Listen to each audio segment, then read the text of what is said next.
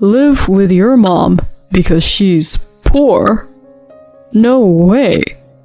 I'll go only after she's dead." As soon as I brought up the idea of living with my mom, my husband blurted out those words. I was so taken aback by his rejection that I couldn't say anything more. But 6 months later, I would throw those words right back at him. He would regret his refusal, his face pale with shock. My name is Eva. I'm 45 years old. I met my husband, Nathan, who's 2 years older than me, while working as a kitchen staff member at a hotel. At that time, he was front desk staff, but now he's a concierge. He was quite handsome, fluent in languages, and really cool. After we got married, our daughter Heather was born, and I quit my job. Once Heather started elementary school, I began working part-time in the deli section of a local supermarket. We always dreamed of owning a home, but remained stuck in a rental apartment as time passed. We could have afforded a house if we had really tried, but we were comfortable where we were and ended up staying there for many years. Nathan wasn't keen on buying a house either. Maybe it was because we both had the idea of eventually moving in with our parents. Both of us being only children, we vaguely thought we'd end up living in one of our parents' homes. But we didn't get along great with our in-laws, so we never really discussed it in detail. My parents' house is about a 30-minute drive away, in a quiet, natural area. My father, who ran a confectionery shop, passed away 3 years ago, and we closed the shop then. My mother, in her 20s, lives alone and gets by on her pension. I used to visit her regularly, with Heather, but since she became a busy high school student with clubs and part-time jobs, we haven't been able to go together recently. I also increased my part-time hours to save for her education, so I haven't been able to visit my mom for a few months. Still, my mom is a bright and active woman involved in hobbies and volunteer work. She's been healthy and hasn't really been sick, so I guess I wasn't too worried. But lately, I've been concerned because she hasn't contacted me. She used to send photos of her hiking trips and flower arrangement classes, which reassured me she was doing well, but that stopped. My emails went unanswered, and phone calls wouldn't go through. Something was wrong. After finishing my part-time job, I drove to her house. Her house, where I was born, is old, built by my father. Although the shop had been renovated a few times, the living space was mostly untouched, repaired only when absolutely necessary. As I parked in the driveway at dusk, I noticed it was dark inside. No lights on. Was my mom not home? She usually went out, but was almost always back by the afternoon. I pressed the doorbell, but there was no response. No sound of the chime inside. Maybe it was broken? "Mom, I'm opening the door." I took out my key and opened the door. Entering the house, I was startled. Yikes! In the dim light, I saw a shadowy figure and involuntarily cried out. Startled by my voice, the figure turned around. "Eva? Mom?"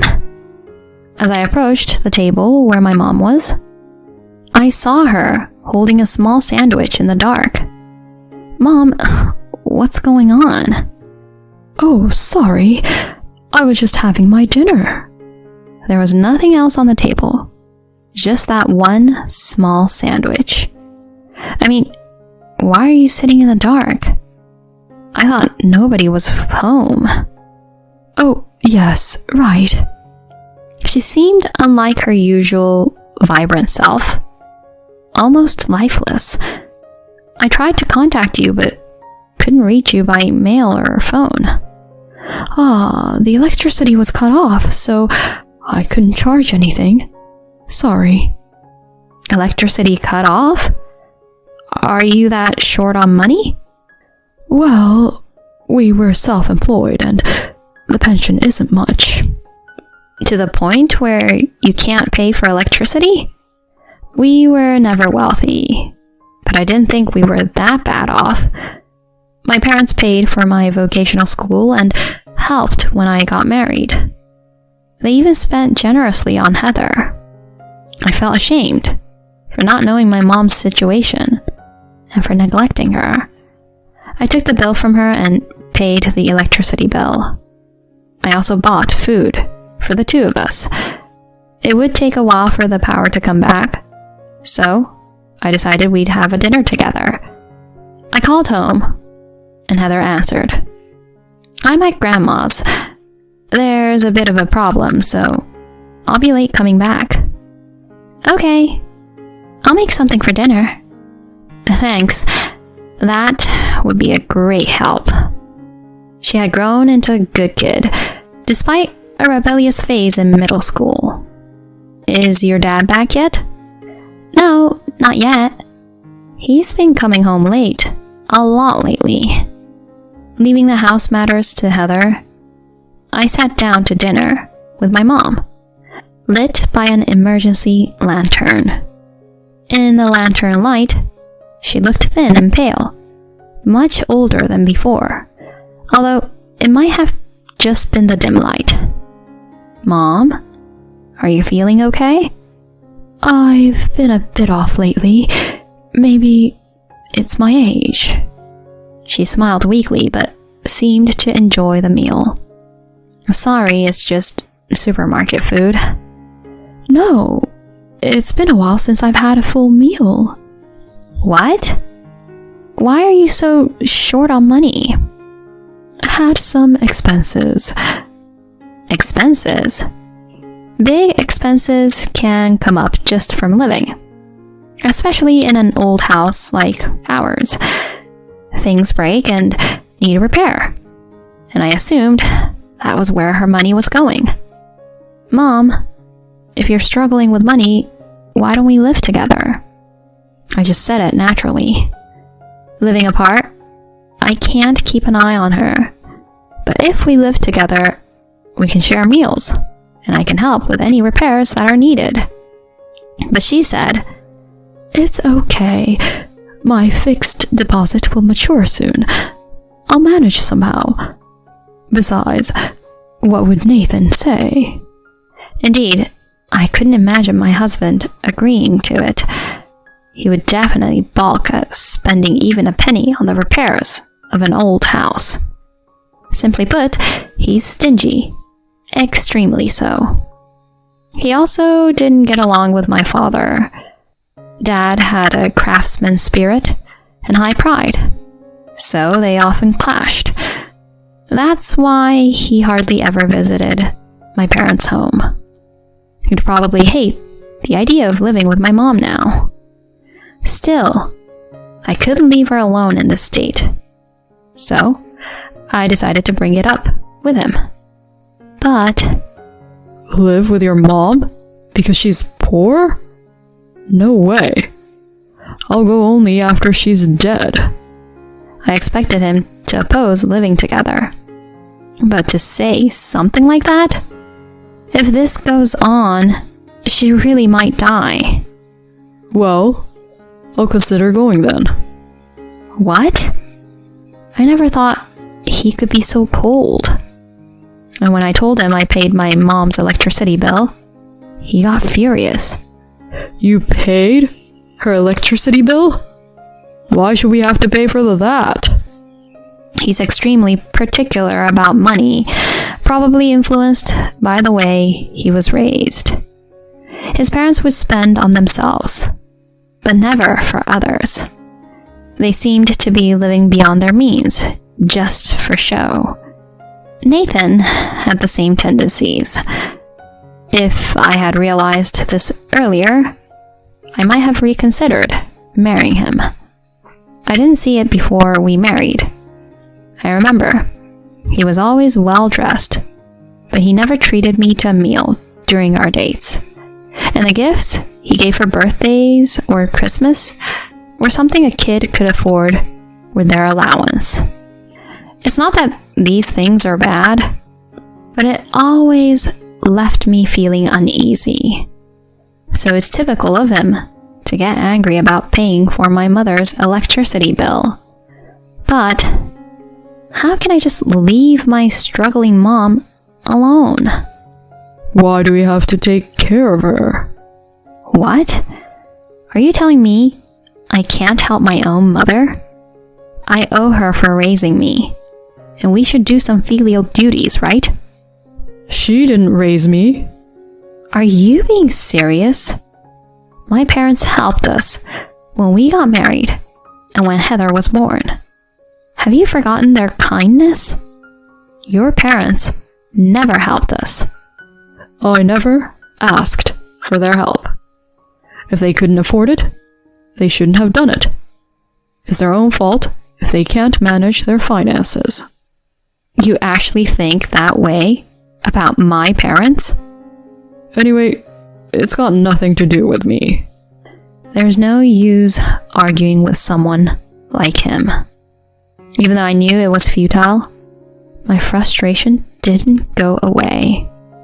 As always, my daughter was the one who could lift my spirits. She had been difficult during her teenage years, but now she's a great person to talk to. Mom, I feel bad for Grandma. She must have overheard my conversation with Nathan. When he left the living room, she came in and said, "Use my part-time money. Let's help her." I hugged her without thinking. "Thanks, sweetie, but it's okay. I have some savings, so we'll manage." You have savings? Otherwise, your dad would spend it all. He is generous with himself, isn't he?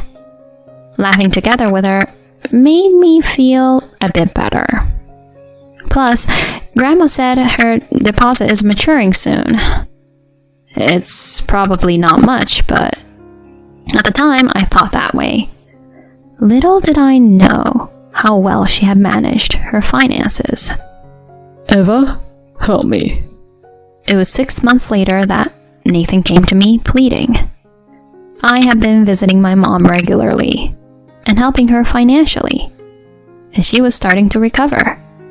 There was a reason why she had started to struggle with money, and it involved my husband. What's up? My parents are about to go bankrupt. I thought they were in deep debt. Their house and car never seemed to fit their means. I have to do something. Then, do something. How can I? Why not? Where would I get that kind of money? You have personal savings, right? You barely give me any of your salary for living expenses, so I've been managing with my part-time income. You're saving the rest, aren't you? Well, it's just... Please, help me. You want our family to shoulder your parents' debts? Remember how angry you got when I paid my mom's electricity bill? I was wrong about that. Please, I'm begging you. Let's live with my parents. What? I'll just return your words to you. Huh? I'm just giving you back the words you said to me. What? Did I say something? What? You don't remember? I haven't forgotten a single word. So, what did I... Live with your mom because she's poor? No way. I'll go only after she's dead. What? That's what you said. Well, Do you remember now? No, You said it was her fault that she couldn't manage her finances. Why don't you go live with your parents alone? And what will you do? I'm going to live with Heather at my mom's place. What? I'm saying I'll live with my mom. Are we going to live separately? Of course. You didn't help when my mom was in trouble. I have no intention of helping your parents. Besides, I plan to dissolve our marriage. What? I presented him with the divorce papers I had prepared. Why? Why don't you ask yourself? Just then, Heather came in. Dad, this came for you. He turned pale as he saw the envelope in her hand and tried to snatch it back. She deftly dodged his attempt, and he stumbled and fell. Ouch. Did you read this? I took the envelope from her and pulled out the documents inside. Sorry, but I opened it. This is a notice from the credit company about your loan, right? What did you need to borrow money for so badly? It was necessary. Necessary for what? Let me guess. You gambled it all away, didn't you? How did you... Heather saw you entering a casino several times on her way back from her part-time job. What? Not just that. Your computer history is full of online casinos and horse racing sites. Don't use my computer without permission. I needed it for research. You won't buy me one. You work, don't you? I don't make enough to buy a computer. I'm even buying what I need for school myself. We're living mostly on Mom's part-time income because you don't contribute. I couldn't ask Mom to buy me a computer. And to think you have been gambling away your money. Heather. Defeated by his daughter's words, his shoulders slumped. We both worked jobs without regular weekends, so we rarely had the same days off. He must have thought his gambling went unnoticed, but our daughter was one step ahead. She hadn't just stumbled upon his casino visits or computer history. She had been suspicious and investigated. His gambling addiction wasn't a recent development. When I checked his bank account, I saw his salary would be withdrawn almost immediately after deposit, leaving no balance. No wonder you weren't enthusiastic about buying a home. You can't get a loan with your own debts, let alone pay off your parents. But I don't want your parents borrowing money from my mother because you're broke. What? Your parents borrowed money from my mom. That's why she was struggling. They kept borrowing, saying your mom was sick and needed treatment. They told her not to tell us because it would worry us. My mom felt sorry for them and lent them money, planning to keep it secret. But when I said I was divorcing you and moving back home, she told me. What? Don't worry. The illness was a lie. They've borrowed so much they can't borrow from friends or relatives anymore and ended up going to my mom. When she went to ask for repayment, she was surprised to see your mom perfectly healthy. While they were pushing my mom into hardship, they continued living comfortably. It's unbelievable. I couldn't be part of such a family anymore, so I filed for divorce. I moved back to my mom's house with Heather. Nathan eventually moved out of our apartment and went back to his parents, taking up extra jobs alongside his main work to pay off his debts. After living beyond their means for so long, they must be struggling with a simpler lifestyle. As for my mother's fixed deposit, it matured. I was surprised at how much she had saved. Mom, you managed the money so well. I knew the pension wouldn't be enough and I didn't want to be a burden. I saved desperately. I thought Dad would be able to work longer, so that was a miscalculation. No, you did great. Thank you. We should be okay for a while. This money is yours to use freely. She handed me the passbook. I can't take advantage of my mom, but may I borrow some? I had made a decision. When I moved back home, I quit my job. But life goes on, and there are expenses, especially with Heather's education. I decided to renovate my dad's confectionery shop. I have a cooking license, and I used my experience from working in the supermarket deli to open a delicatessen. Initially, only a few locals and regulars of my dad's shop came, but gradually more customers came. The business did well, and it got busier. My mom and daughter helped sometimes. My mom fit right in as if it had always been her shop, which in a way it was. She enjoyed working, reminiscent of the past. I never thought I would take over my dad's shop. I can't make sweets like him, but I plan to offer deli items and sweets. It's nice to have a delicatessen like that, isn't it?